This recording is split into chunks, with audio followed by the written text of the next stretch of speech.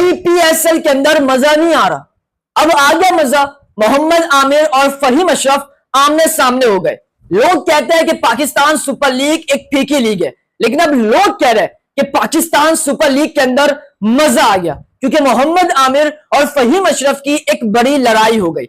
अब ये लड़ाई क्यों हुई, इस लड़ाई की शुरुआत किसने की, इस लड़ाई का जिम्मेदार कौन है, असल वजह अब निकलकर सामने आई है। मैं आपको क्लियर बताऊंगा कि मोहम्मद आमिर और फहीम अशरफ की लड़ाई क्यों हुई, किसने क्या अल्फाज इस्तेमाल किए और कौन जिम्मेदार है, वो असल वजह आपके साथ शेयर करूंगा प्रूफ के साथ। उसके अलावा डेविड वार्नर ने दिल जीत लिया। डेविड वार्नर ने पीएसएल और पाकिस्तान को लेकर ऐसे अल्फाज इस्तेमाल किए जिसके बाद भारतीय मीडिया आंख बगोला हो गए। अब डेविड वार्नर ने क्या कहा वो आपके साथ शेयर करूंगा। उसके अलावा बाबर आजम और पेशावर ज़ल्मी के लिए एक बहुत बुरी खबर सामने आई है। क्या बुरी खबर सामने आई है वो भी आपको बताऊंगा, और साथ पॉइंट्स टेबल के अंदर पीएसएल का जो सिनेरियो है टॉप 4 का वो आपको बताऊंगा। ज़ल्मी और मुल्तान तो क्वालिफाई कर गई है, मगर नंबर 3 और नंबर 4 पर कौन सी टीम क्वालिफाई कर सकती है ये सिनेरियो आपके साथ शेयर करूंगा। लेकिन उससे पहले आपसे रिक्वेस्ट है कि इस वीडियो को एंड तक लाजमी देखें, क्योंकि आज की वीडियो बहुत स्पेशल है। मगर उससे पहले जितने भी इस चैनल पर नए व्यूअर्स हैं, इस वीडियो को लाइक, इस चैनल को सब्सक्राइब लाजमी करें। सबसे पहले कमेंट बॉक्स में आपने बताना है कि आमिर और फहीम अशरफ में से किसकी गलती है आपके हिसाब से, एक नाम कमेंट बॉक्स में लाजमी मेंशन करें। अब शुरुआत यहीं से करते हैं कि भाई मोहम्मद आमिर और फहीम अशरफ आमने सामने हो गए। मतलब इतने टाइम से लोग यही कह रहे थे कि पाकिस्तान सुपर लीग में मजा नहीं आ रहा, क्योंकि ना क्राउड है, ना उस तरह से थ्रिलर मैच हो रहा है, ना हमें कोई जंग नजर आ रही है। लेकिन भाई साहब कल पाकिस्तान सुपर लीग में एक बड़ी जंग नजर आई। जिस तरह पाकिस्तान और इंडिया के दरमियान होती है, इसी तरह कल पिंडीज और इस्लामाबाद के दरमियान हुई, यानी आमिर वर्सेस फहीम अशरफ। भाई मोहम्मद आमिर और फहीम अशरफ के दरमियान कल एक बहुत बड़ी लड़ाई हुई, और इतनी बड़ी लड़ाई कि अब मोहम्मद आमिर और फहीम अशरफ के ऊपर एक्शन भी ले लिया। क्या एक्शन लिया वो आगे बताऊंगा, लेकिन आमिर और फहीम अशरफ के दरमियान लड़ाई क्यों हुई, शुरुआत किसने की, किसने क्या अल्फाज इस्तेमाल किए। भाई सबसे पहले 70वां जो ओवर आमिर करवाते हैं फहीम अशरफ को। फहीम अशरफ को पहला बॉल डॉट करते हैं और दूसरा बॉल आमिर फहीम अशरफ को स्लो बाउंस करते हैं और फहीम अशरफ आउट हो जाते हैं। उसके बाद मोहम्मद आमिर अपना एग्रेशन दिखाता है, जो कि हर बॉलर एग्रेशन दिखाता है, मगर यह चीज फहीम अशरफ को अच्छी नहीं लगी और फहीम अशरफ मुड़कर आमिर को कुछ कह रहे थे, जिसके बाद आमिर ने रिएक्ट किया और आमिर ने यह कहा कि चल यहां से निकल। ये आमिर ने फहीम अशरफ को कहा और फिर फहीम अशरफ आमिर को बल्ला दिखा रहे थे और मुड़कर फहीम अशरफ आमिर की तरफ चलते बने उनको मारने। ये हमने कल देखा, लेकिन आसिफ आफरीदी और साद मसूद ने फहीम अशरफ को साइड किया और पिंडीज की टीम ने आमिर को साइड किया। अब गलती किसकी है, शुरुआत किसने की? भाई शुरुआत फहीम ने की। फहीम आउट हुए, फहीम को चुपचाप बाहर चले जाना था, लेकिन फहीम को बर्दाश्त नहीं हुआ आमिर का एग्रेशन। अब आप देखें इसमें आमिर का कसूर नहीं है, क्योंकि इससे पहले हसन अली ने भी विकेट ली रिजवान की और हसन अली ने एग्रेशन दिखाया, उनके ऊपर जो है वो एक्शन लिया। इससे पहले आप देखें कि अंडर 19 के अंदर जब वैभव सूर्यवंशी को आउट किया तो वैभव सूर्यवंशी ने जूते का इशारा किया, वो भी गलत था। और यहां पर भी फहीम अशरफ गलत है। भाई जब एक बॉलर ने आपको आउट कर दिया है तो आपका यहां पर कुछ बोलना नहीं बनता, आपको चुपचाप चले जाना है, बॉलर जो बोले ये उसका राइट है। लेकिन यहां फहीम अशरफ को बर्दाश्त नहीं हुआ और फहीम अशरफ ने आमिर को कुछ अल्फाज इस्तेमाल किए, जिसके बाद मोहम्मद आमिर ने यह कहा कि चल यहां से निकल। उसके बाद ये लफ्ज फहीम को बर्दाश्त नहीं हुआ, फहीम ने आमिर को बल्ला दिखाया और यह कहा कि तू इधर आ, तुझे बताता हूं। ये कुछ अल्फाज इस्तेमाल हुए कल की एक बड़ी लड़ाई में। यानी आप ये देखें कि गलती फहीम की है और शुरुआत फहीम ने की, और भाई उसके बाद आमिर ने जवाब दिया। मतलब आमिर ने 70वें ओवर के अंदर फहीम को आउट किया स्लो बाउंस पे। उसके बाद फहीम जा रहे थे, आमिर ने एग्रेशन दिखा जो कि उसका राइट था, लेकिन फहीम को बर्दाश्त नहीं हुआ। फहीम मुड़े, आमिर को कुछ अल्फाज इस्तेमाल किए, जिसके बाद आमिर ने उन्हें रिएक्ट किया और यह कहा कि चल यहां से निकल। ये बात फहीम को पसंद नहीं आई, फहीम ने मुड़े और बल्ला दिखाया और आमिर को अल्फाज कुछ दूसरे इस्तेमाल किए, जिसके बाद इन दोनों के दरमियान मजीद लड़ाई हुई। लेकिन फिर आसिफ आफरीदी और साद मसूद ने संभाला, लेकिन भाई साहब इनके ऊपर एक्शन ले लिया है। मैच का 10-10% जुर्माना आयद कर दिया है, जो कि ये ठीक है। इससे पहले हसन अली के ऊपर किया, अब आमिर और फहीम अशरफ के ऊपर किया। ये कुछ लड़ाई हुई कल के मैच में और ये कुछ सीन थे जो मैंने आपके साथ शेयर किए। यानी गलती फहीम की थी, शुरुआत फहीम ने की, आमिर का राइट था एग्रेशन दिखाना, जो कि आमिर अक्सर दिखाता है, हमने देखा है, चाहे छोटी विकेट हो या बड़ी विकेट हो, आमिर अपना एग्रेशन दिखाते हैं। तो आप क्या कहते हैं, कौन इस लड़ाई का जिम्मेदार है, किसने शुरुआत की और किसकी गलती थी, ये आपने कमेंट बॉक्स में लाजमी मेंशन करना है। अब उसके बाद बात करते हैं कि भाई बाबर आजम और पेशावर ज़ल्मी के लिए एक बहुत बुरी खबर है। मैंने आपको कल कहा कि पेशावर ज़ल्मी के लिए गुड न्यूज है कि भाई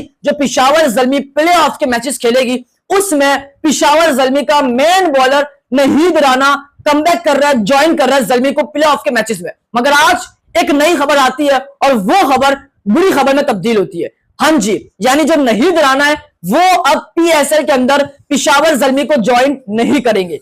ये बहुत बुरी खबर है क्योंकि नहीद राना गए थे न्यूजीलैंड के खिलाफ ODI सीरीज के लिए, वहां ODI सीरीज खत्म हो गई, लेकिन बांग्लादेश क्रिकेट बोर्ड के चेयरमैन ने यह कहा कि नहीद राना को रेस्ट दिया जाएगा, वो पाकिस्तान सुपर लीग खेलने नहीं जाएगा क्योंकि PSL के बाद पाकिस्तान और बांग्लादेश के दरमियान टेस्ट सीरीज है। सो नहीद राना को यह कहा कि आपने बांग्लादेश में टेस्ट सीरीज की तैयारी करनी है, आपने PSL खेलने नहीं जाना, NOC नहीं मिली।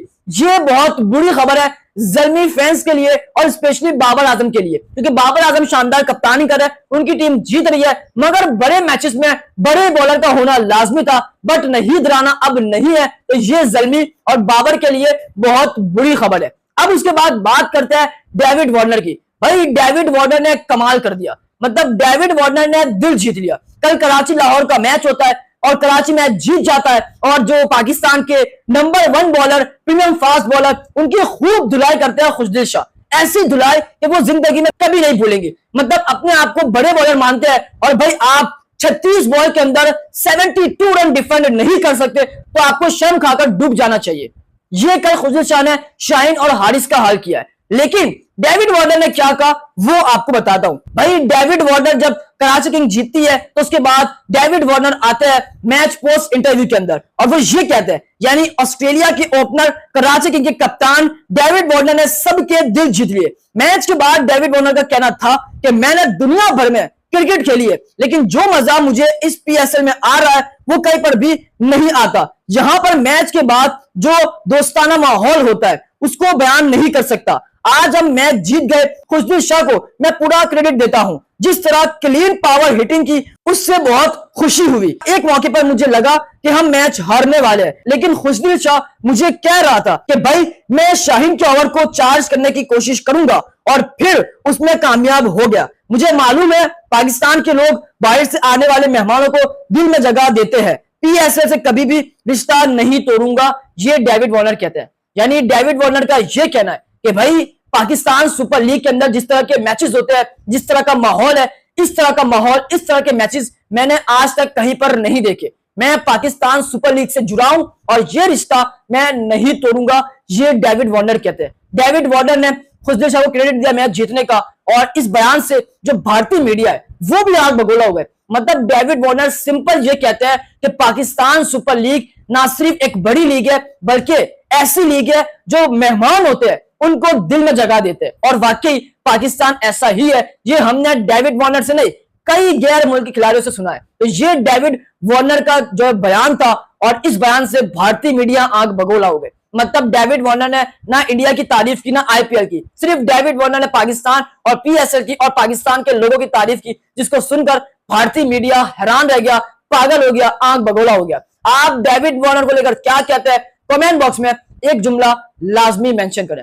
अब बात करते हैं कि भाई PSL अब आखिरी मरहले में, अब यहां पर पॉइंट्स टेबल पर नजर डाले, पेशावर और मुल्तान ऑलरेडी क्वालिफाई कर चुके हैं प्लेऑफ के मैचेस के लिए, मगर जो नंबर 3 और जो नंबर 4 का जो स्लॉट है भाई यहां पर बड़ी जंग है, क्योंकि इस्लामाबाद ने भी क्वालिफाई नहीं किया, ना हैदराबाद ने किया क्वालिफाई, ना कराची ने किया है, ना लाहौर ने किया है। ये 4 टीमें लड़ेगी आपस में और भाई साहब किसी को नंबर 3 मिलेगा तो किसी को नंबर 4। अब कैसे ये क्वालिफाई करेंगे? सबसे पहले इस्लामाबाद यूनाइटेड ने 8 मैच खेले, 4 जीते, 3 हारे और 1 मैच बारिश की नजर हुआ है। तो इस्लामाबाद यूनाइटेड के 2 मैच बाकी है और 9 पॉइंट है। ठीक है, अगर इस्लामाबाद यूनाइटेड 2 मैच अपने हार जाती है तो उनके 9 पॉइंट रहेंगे और वो बहुत ही मुश्किल में चले जाएंगे।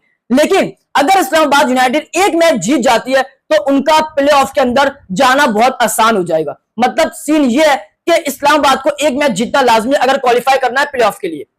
अब जो नंबर 4 पर है हैदराबाद, उन्होंने 8 मैच खेले, 4 जीते, 4 हारे, 8 पॉइंट है। अगर हैदराबाद दोनों मैच हार गए तो उनका लगभग जो वो किस्सा खत्म हो सकता है। लेकिन अगर हैदराबाद अपने दोनों मैचेस जीत गई तो हैदराबाद 110% प्लेऑफ के लिए क्वालिफाई कर जाएगी। तो हैदराबाद को दोनों मैचेस जीतना लाजमी है और ये आज पता चल जाएगा क्योंकि आज इस्लामाबाद का और हैदराबाद का मैच है। जो जीतेगा उनके ज्यादा चांस होंगे प्लेऑफ के लिए क्वालिफाई करने के लिए। तो ये हैदराबाद को अपने दोनों मैचेस जीतना है और इस्लामाबाद को दोनों मैच हारना है। लेकिन इस्लामाबाद ये चाहेगा कि हम एक मैच जीत जाए और हैदराबाद अपने दोनों मैच हार जाए। अब जो कराची है और जो लाहौर है, उन्होंने अपने 9 मैचेस खेले और दोनों के पॉइंट 8 है। ठीक है, अब यहां पर जो है वो लाहौर चाहेगा कि हम मैच जीत जाए ताकि हमारे 10 पॉइंट हो जाए और कराची चाहेगा कि हम मैच जीत जाए ताकि हमारे भी 10 पॉइंट हो जाए। लेकिन लाहौर और कराची ये चाहेंगे कि भाई हैदराबाद अपने दोनों मैच हार जाए, एक भी मैच ना जीते, क्योंकि उनको मालूम है